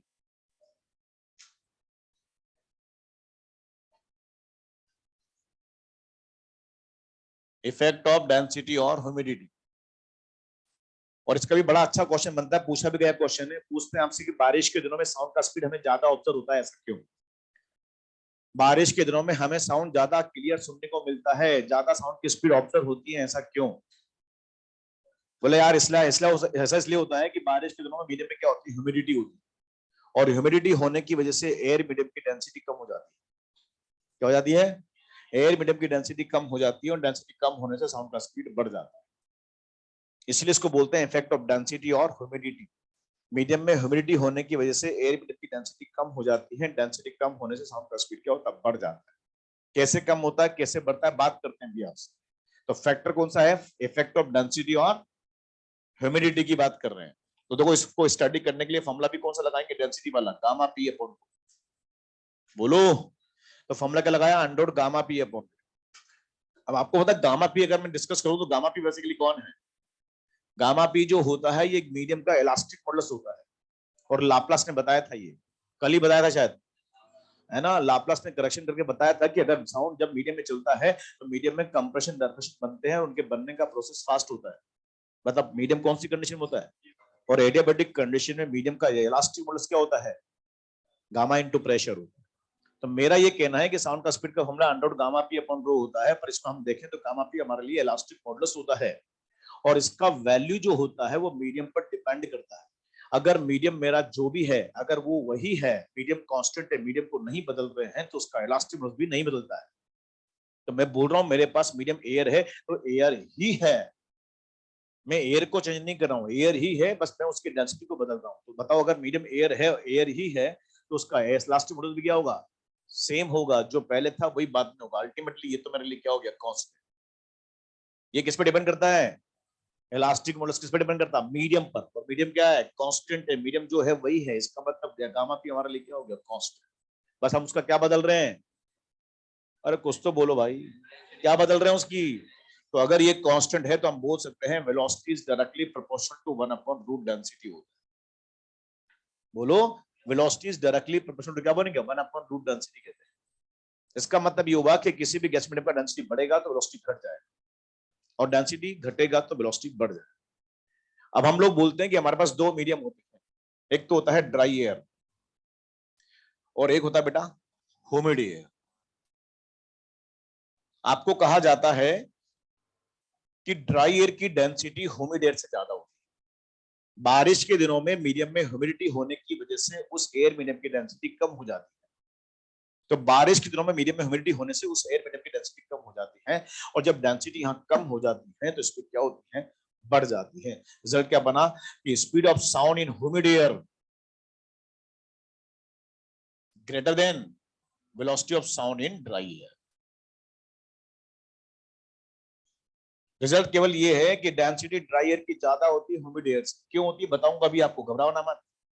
हम लोग बोलते हैं कि ये होता है इसलिए ये होता है, और ये मैं बोल ही रहा हूं कि बारिश के दिनों में अगर मीडियम में ह्यूमिडिटी होती है तो उसकी वजह से एयर मीडियम की डेंसिटी कम हो जाती है, और डेंसिटी अगर कम हो जाती है तो उसमें साउंड का स्पीड क्या होता है, बढ़ जाता है। अरे होना ही चाहिए, ऐसा होता है इसलिए ऐसा होता है, और ये मैं बोल रहा हूं तो मानेंगे ना मेरी बात। और अगर ये है तो ये तो डेफिनेटली होगा फिर। आप बताओ डेंसिटी किसकी ज्यादा है, ड्राई एयर की डेंसिटी ज्यादा होती है तो उसमें स्पीड क्या होती है, कम होती है। बस बात ये देखना चाहते हैं कि ड्राई एयर की डेंसिटी ज्यादा क्यों होती है ह्यूमिड एयर से।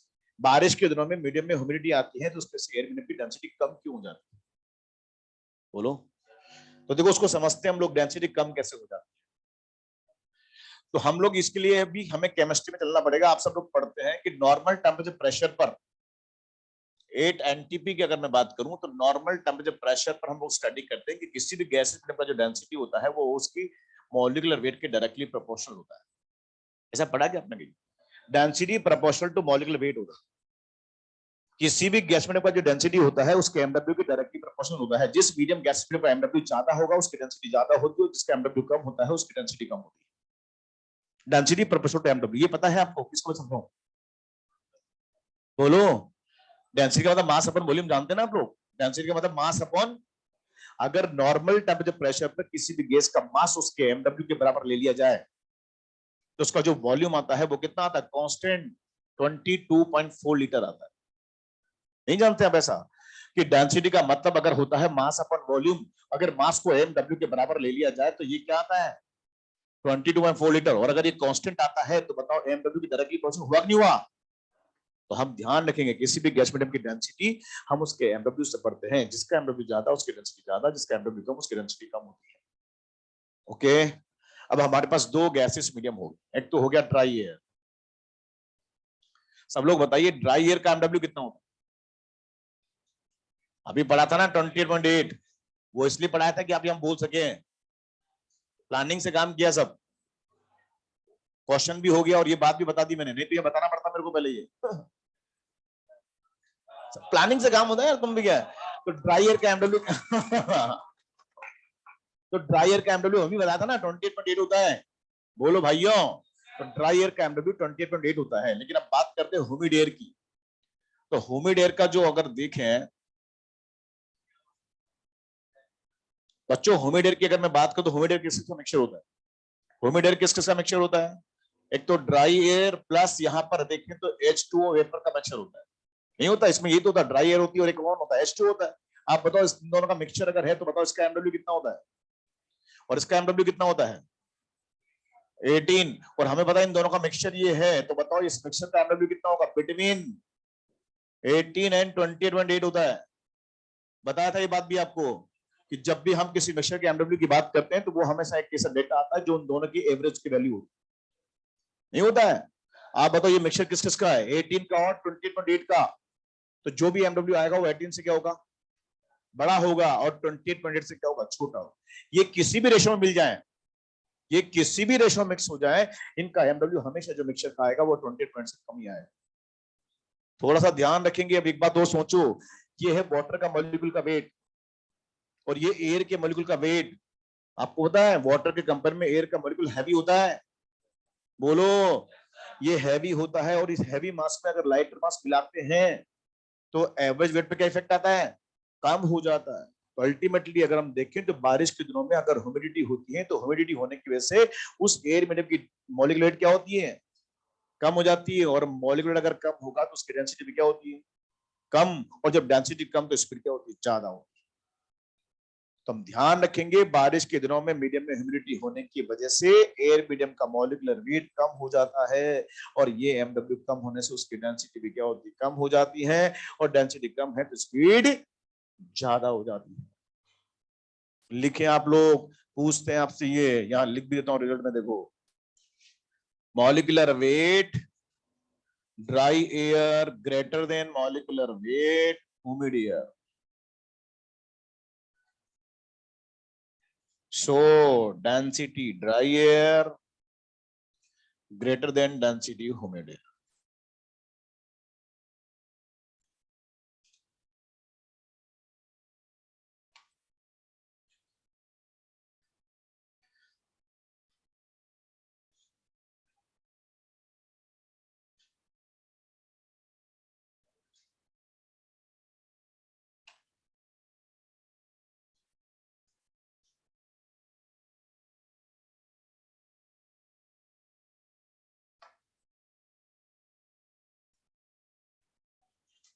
बारिश के दिनों में मीडियम में ह्यूमिडिटी होने की वजह से एयर मीडियम की डेंसिटी डेंसिटी कम हो जाती है और डेंसिटी कम होने से साउंड की स्पीड बढ़ जाती है। इसलिए इसको बोलते हैं इफेक्ट ऑफ डेंसिटी और ह्यूमिडिटी।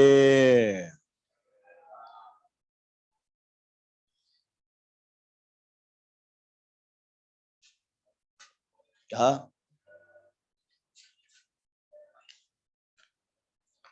कितने फैक्टर पढ़े हमने? 4। पहला क्या था? Effect of temperature. दूसरा क्या था बेटा? Effect of pressure. तीसरा क्या था? Effect of nature of gases medium. और चौथा क्या था? इफेक्ट ऑफ डेंसिटी और ह्यूमिडिटी। एक और आता है छोटा सा इफेक्ट, लेकिन उसको लिखेंगे नहीं हम लोग। That is called as effect of wind, है ना? विंड ब्लो होता है तो साउंड की स्पीड बदल जाती है, नहीं होता ऐसा? जिस डायरेक्शन में साउंड चलता है, अगर उसी डायरेक्शन में विंड ब्लो हो तो स्पीड बढ़ जाती है, और जिस डायरेक्शन में साउंड चलता है उसके अपोजिट में अगर विंड ब्लो हो तो स्पीड घट जाती है। प्रैक्टिकल फिनोमेना है, लिखने की जरूरत नहीं, वर्बली ध्यान रखेंगे। ये आर्टिकल सबसे ज्यादा यूज होता है डॉपलर इफेक्ट में। वहां सोर्स होता है, ऑब्जर्व होता है, साउंड सोर्स से ऑब्जर्व तक जाता है। अगर हवा भी उसी डायरेक्शन में चलती है तो साउंड की स्पीड को बढ़ा देती है, अगर अपोजिट डायरेक्शन में हो तो घटा देती है। पर कभी कभी ऐसा भी होता है, बोले कैसा होता है? बोले ऐसा होता है कि जिस तरफ साउंड चल रहा है उससे किसी एंगल पर विंड ब्लो हो, किसी एंगल पर विंड ब्लो होता है, तो फिर क्या करते हैं? एंगल के अकॉर्डिंग कंपोनेंटिंग कर लेते हैं। जो कंपोनेंट पैरेलल है वो स्पीड को बढ़ा देता है, अगर एंटी पैरेलल कंपोनेंट आए तो घटा देता है, पर परपेंडिकुलर कंपोनेंट ने तो सपोर्ट करता है, न अपोज करता है। तो उसको लिखने की जरूरत नहीं, हम सब ध्यान रखेंगे विंड इफेक्ट। और इससे से ये जो यहाँ पर साउंड की जो बात है वो पूरी होती है। ये आर्टिकल हम वो पढ़ रहे थे जो कल स्टार्ट किया था अपन ने। कल आया था न्यूटन आया था, फॉर्मूला दिया था under E upon rho, under Y upon rho, under B upon rho, under gamma P upon rho, under gamma R T upon W. और फिर ये फैक्टर जो यहाँ पर है जिनसे से इफेक्ट होता है वो बात करिए। अब जैसे ये लॉन्ग वेव बताओ ना, वैसे वैसे एक वेव और होती है। कौन सी? Speed of transverse mechanical wave की बात करें। Speed of transverse mechanical wave, इसको शॉर्ट में बोलते हैं वीटी, टी फॉर ट्रांसवर्स। और इसका सबसे बेस्ट एग्जांपल क्या पढ़ते हैं इस पूरे चैप्टर में? Speed of wave on A stretched wire बोल सकते हैं, या स्ट्रिंग बोल सकते हैं। इस पूरे चैप्टर में इसका सबसे बेस्ट एग्जांपल पढ़ते हैं, स्ट्रेच्ड वायर के अंदर ट्रेवल्ड वेव, उसकी बात करेंगे हम लोग। कर लू ना? हाँ, बोर तो नहीं हो रहे ना आप लोग? हाँ, नहीं तो चुटकुला सुना दूं मैं आप एक आध। ये देखो, सुना दो। हाँ, ये सबसे बड़ा चुटकुला सुनो। एक एक रिजिड सपोर्ट से यहाँ पर एक वायर कनेक्टेड है, और ये वायर यहाँ पर एक पुली से पास होता है, और इस वायर के दूसरे एंड पर एक मास को हमने सस्पेंड किया हुआ है जिसका वैल्यू है, और यहाँ पर और ये पुली यहाँ पर इस रिजिड सपोर्ट से लगा हुआ है। एक मैंने आर्गुमेंट दे दिया वायर का, है ना भाई, स्ट्रेच्ड वायर के अंदर वेव की बात कर रहे हैं, तो हमने बोला ये वायर यहाँ पर है और रिजिड सपोर्ट से कनेक्टेड है, और दूसरे एंड पे एक मास सस्पेंडेड है। बताओ, ये मास को सस्पेंड किया? Yes sir. अबे मास क्यों सस्पेंड किया ये पूछ रहा हूं। पहले मास इसलिए सस्पेंड किया कि वायर में टेंशन आए। बच्चों, यहाँ पर अगर मास सस्पेंड करेंगे तो ग्रेविटी फोर्स पिक्चर में आए, और ग्रेविटी फोर्स की वजह से वायर में टेंशन आए, वायर स्ट्रेच्ड हो जाए, और जब वायर स्ट्रेच्ड होगा तो ही वायर के अंदर वेव बनेगी। बच्चों ध्यान रखेंगे, वायर का पार्टिकल ऑसिलेशन करता है और एनर्जी को आगे बढ़ाता है। तो जब पार्टिकल ऑसिलेशन करता है तो उसको ऑसिलेशन करने के लिए रिस्टोरिंग फोर्स की रिक्वायरमेंट होती है। किसकी? और वो रिस्टोरिंग फोर्स जो मिलता है ना, वो मिलता है टेंशन फोर्स। जब तक वायर में टेंशन नहीं होगी उसमें वेव जनरेट नहीं हो सकता। इसलिए बोलते हैं वायर नहीं बोलते हैं, क्या बोलते हैं? स्ट्रेच्ड वायर, क्योंकि जब तक वायर में स्ट्रेचिंग नहीं होगी तब तक वहां पर वेव जनरेट नहीं हो सकता। अरे स्ट्रेचिंग होगी, टेंशन होगा तो ही वायर का पार्टिकल ऑसिलेशन करेगा और एनर्जी को आगे बढ़ाएगा। और यहाँ पर जो वेव बनती है उस वेव का स्पीड भी टेंशन पे डिपेंड करता है। जितना ज्यादा वायर में टेंशन होता है उतना वेव फास्ट चलता है, और जितना टेंशन कम होगा उतना वेव का स्पीड कम होता है। टेंशन अगर जीरो तो वेव जनरेट ही नहीं हो सकता, इसलिए हम बोलते हैं स्ट्रेच्ड वायर। तो ये ग्रेविटी फोर्स यहाँ पर लगेगा, इस वजह से वायर में टेंशन हो जाएगा, वायर स्ट्रेच्ड होगा। अब मान लीजिए वायर यहाँ पर स्ट्रेच्ड है, उसमें टेंशन नहीं है। अब इस वायर के अंदर हम डिस्टर्बेंस क्रिएट करना चाहते हैं। कैसे करते हैं? बोले वायर को हल्का सा किसी पॉइंट से प्लग करके छोड़ते हैं, डिस्टर्बेंस क्रिएट करते हैं हम लोग, तो यहाँ पर वेव बनती है। Particle up and down oscillation करता है, एनर्जी का प्रोपोर्शन हॉरिजॉन्टल में होता है। बताओ वीओपी डीओपी। परपेंडिकुलर, मैंने खींच के छोड़ा ना, तो बताओ पार्टिकल अप एंड डाउन करेगा, एनर्जी कहां जाएगी, हॉरिजॉन्टल में। पीओ पे डीओपी क्या होगा, परपेंडिकुलर। वेव कहां जाएगी, कैसा होगा, ट्रांसवर्स। और हम इस वेव की स्पीड की अगर बात करें, उसका एक फॉर्मूला होता है क्या, under root T upon mu. ये भी एक डेरिवेशनल फॉर्मूला है, लेकिन हम सीधा लिखेंगे, सीधा ध्यान रखेंगे कि वेलोसिटी ऑफ ट्रांसवर्स वेव का जो रिजल्ट होता है वो होता है under root T upon, velocity का फॉर्मूला कितना है, अंडर रूट टी अपॉन, वहां फॉर्मूला क्या था, न्यूटन ने क्या दिया, under root E upon rho. वैसे यहाँ फॉर्मूला क्या आएगा, under root T upon mu होता है। बताइए टी कौन है, टी यहाँ पर टेंशन इन वायर होता है। और एक बार यहाँ पर हो रहा है म्यू, बच्चों यहाँ पर म्यू अगर देखें तो इसको बोलते हैं मास per unit length of wire होता है। वायर यहाँ पर मीडियम है और ये बहुत बड़ा मीडियम हो सकता है, तो पूरे मीडियम का मास नहीं होता, ये उसकी यूनिट लेंथ का मास होता है। हम जब डेरिवेशन करते तो यहाँ म्यू आता है, म्यू का मतलब होता है मास अपॉन लेंथ का ratio, mass per unit length of wire होता है। पूरा वायर का मास नहीं होता, वायर तो यहाँ मीडियम है, बहुत बड़ा हो सकता है, तो उससे वायर का पूरा मास नहीं, उसकी यूनिट लेंथ का मास होता है। और जब यूनिट लेंथ का मास होता है तो बहुत छोटा होता है, 1 ग्राम 2 ग्राम 5 ग्राम, बहुत छोटी वैल्यू होती है। और इसीलिए इसको कभी कभी म्यू को हम स्मॉल एम से भी रिप्रेजेंट करते हैं। कुछ बुक्स में ऐसा लिखा होता है, आपके मॉडल में हमने थ्योरी में ये लिख रहा है under root T upon small M बोल रखा है, इसको स्मॉल एम, तो कंफ्यूज नहीं होना, स्मॉल एम भी हमारे लिए यहाँ पर कौन है, म्यू का रोल करता है, बिकॉज़ वो छोटा मास होता है, इसको स्मॉल एम से भी लिख देते हैं कभी। और नहीं तो हम इसको ध्यान रखेंगे कौन है, म्यू है, और इसका मतलब ये यूनिट लेंथ का मास होता है, बहुत छोटा वैल्यू होता है मास पर। इसको अगर मैं मैथमेटिक्स में लिखूं तो कैसा लिखूंगा, total mass of wire upon total length of wire का रेशियो। ये तो मतलब है यार, मास per unit length of wire का मतलब क्या होता है, टोटल मास वायर का कितना वो और टोटल लेंथ कितनी वो, इन दोनों का रेशियो कर लेंगे तो रेशियो जो आएगा वो क्या होगा, मास अपॉन लेंथ का रेशियो, म्यू कहलाएगा। बताओ इसका यूनिट क्या लिख सकते हैं,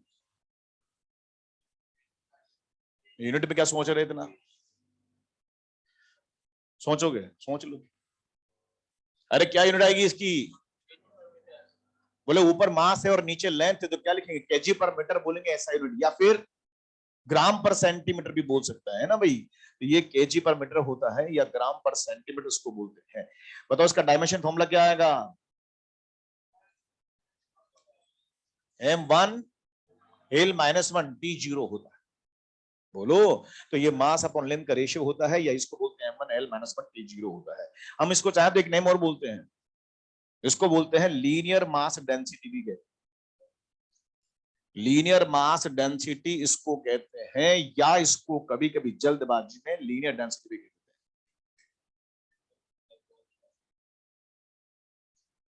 अबे लीनियर मास डेंसिटी का मतलब लीनियर डेंसिटी की बात। अब देखो डेंसिटी का मतलब आप क्या समझते थे अभी तक, मास per unit volume, mass per unit volume, mass upon volume का जो रेशियो होता है उसको बोलते हैं डेंसिटी। वो डेंसिटी बेसिकली वॉल्यूमेट्रिक डेंसिटी हुआ करती थी, और ये या क्या लिखा है, डेंसिटी का के बाद लिखा लीनियर, तो इसको बोलेंगे मास अपॉन वॉल्यूम नहीं, मास अपॉन लेंथ का रेशियो होता है लीनियर डेंसिटी। अगर मैं डेंसिटी को डेंसिटी डेंसिटी लिख रहा हूं तो आप क्या समझेंगे, वॉल्यूमेट्रिक डेंसिटी की बात कर रहे हैं, पर अगर मैं बोल दूं स्पेशली लीनियर डेंसिटी तो फिर आप समझेंगे ये मास अपॉन लेंथ का रेशियो है, ये लीनियर डेंसिटी है। बोलो, तो यहां पर डेंसिटी के लैंग्वेज में इसको लिखते कौन है, लीनियर डेंसिटी कहा जाता है।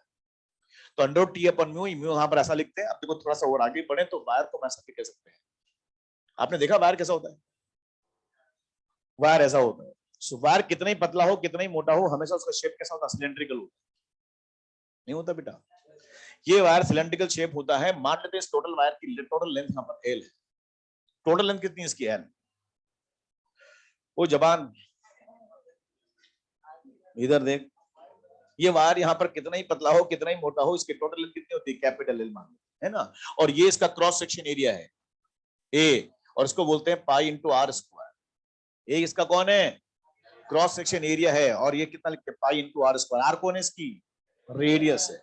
और मान लेते हैं जिस मटेरियल से बना है उसकी डेंसिटी रो है, इस रो को मटेरियल डेंसिटी भी कहते हैं, या यूं कहते हैं ये वो डेंसिटी है वॉल्यूमेट्रिक डेंसिटी। ध्यान रखेंगे अगर क्वेश्चन में, ये एग्जाम में जब आता है ना क्वेश्चन में, तो ये आता है मटेरियल डेंसिटी के नेम से। वायर जिस मटेरियल का बना है ये उसकी डेंसिटी, इसको बोलते हैं मटेरियल डेंसिटी, या फिर इसको बोलते हैं ये वॉल्यूमेट्रिक डेंसिटी का रोल करता है। क्या लिख रहा हूं उसको, रो। तो देखो बात को समझे हम, म्यू को यहाँ आना और डिफाइन करें म्यू, तो म्यू का मतलब क्या था, total mass of wire upon length wire का रेशियो था, और मास को ओपन करेंगे तो बताओ क्या बनेगा, वॉल्यूम इनटू डेंसिटी।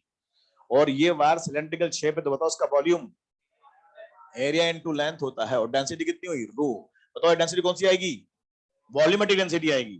तो मास है ना, मास का मतलब volume into density upon length. ये सही लिख रहा हूं क्या मैं, ये मास वायर का, इसको ऐसा बोल सकते हैं। एल से एल कैंसिल आउट, तो बताओ म्यू कितना हो सकता है, ए इंटू रो होता है। म्यू को अगर बोले तो म्यू का मतलब ए इंटू रो होता है, और इसको और आगे बढ़ाएं तो ये पाई इंटू आर स्क्वायर रो भी होता है। बोलो। तो बच्चों यहाँ पर ये म्यू है लीनियर डेंसिटी, पर हम इसको वॉल्यूमेट्रिक डेंसिटी फॉर्म में लिखें तो इसको बोलते हैं ए रो। हम जब डेरिवेशन करते हैं इस फॉर्मूले का तो यहाँ म्यू आता है, पर अगर मैं इस म्यू को वॉल्यूमेट्रिक डेंसिटी की फॉर्म में लिखना चाहता हूं तो ये म्यू ए रो के बराबर, और नहीं तो आप चेक कर लो कैसे होगा। देखो ये कौन है, म्यू, और ये ए और ये रो। रो का मतलब वॉल्यूमेट्रिक डेंसिटी, मतलब mass upon mass upon mass upon volume, और वॉल्यूम का होता है एरिया इंटू लेंथ। तो लिखेंगे area into mass upon area into length, area से एरिया साफ, मास अपॉन लेंथ, म्यू आता है। तो इस म्यू को वॉल्यूमेट्रिक डेंसिटी फॉर्म में ऐसा भी लिख सकते हैं। बोलो। और इसीलिए स्पीड ऑफ साउंड है ना, स्पीड ऑफ ट्रांसफर के अगर देखें तो तीन रिजल्ट हो सकते हैं। वीटी का मतलब under root T upon mu भी होता है, इसको बोल सकते हैं under root T upon A rho भी होता है, या इसको बोल सकते हैं under root T upon pi into are square rho भी होता है। तो फॉर्मूला है under root T upon mu, पर हम इस म्यू को लिखें लीनियर डेंसिटी, इसको आगे बढ़ाएं तो वॉल्यूमेट्रिक डेंसिटी के फॉर्म में इसको ऐसा भी बोल सकते हैं under root T upon A rho, या इसको बोल सकते हैं under root T upon pi R square rho. T कौन, म्यू कौन, लीनियर मास डेंसिटी। म्यू कौन है, ए कौन, cross section area of wire, R कौन, और रो कौन, वॉल्यूमेट्रिक डेंसिटी बोलेंगे, या फिर इसको क्या बोलेंगे, मटेरियल डेंसिटी। ये बस ध्यान रखिए, लिखिए इसको।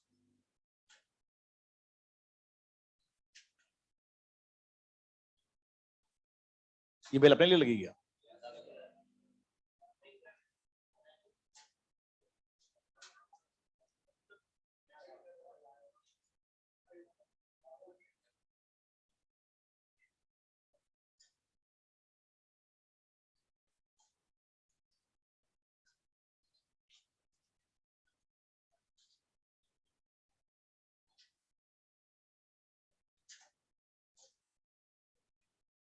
तो पीछे रह गया तो क्या, आरडीएस क्या होता है,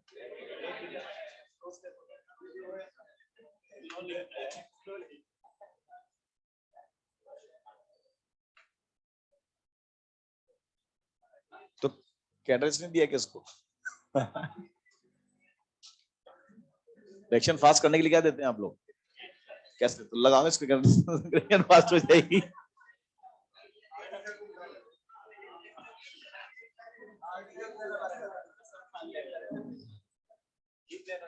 ना पड़ेगा,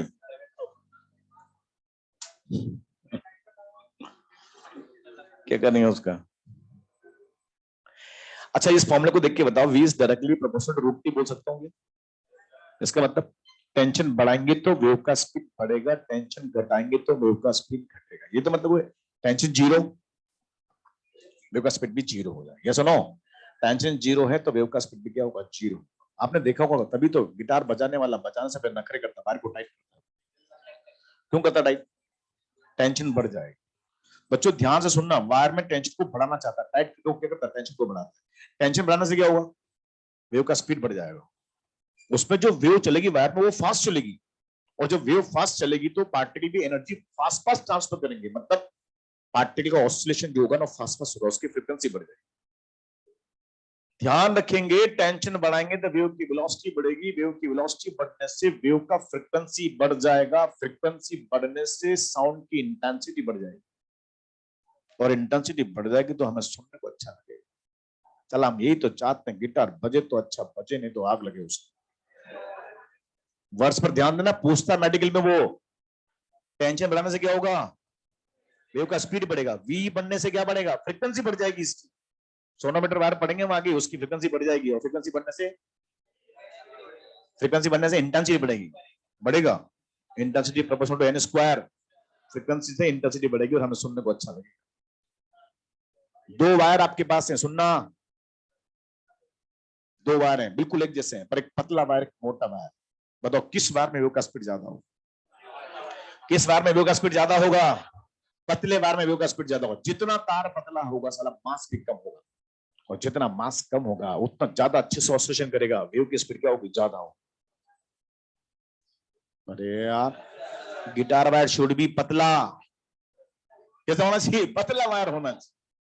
अब एक बात और सुनो, वर्ड्स पे ध्यान देना सब लोग।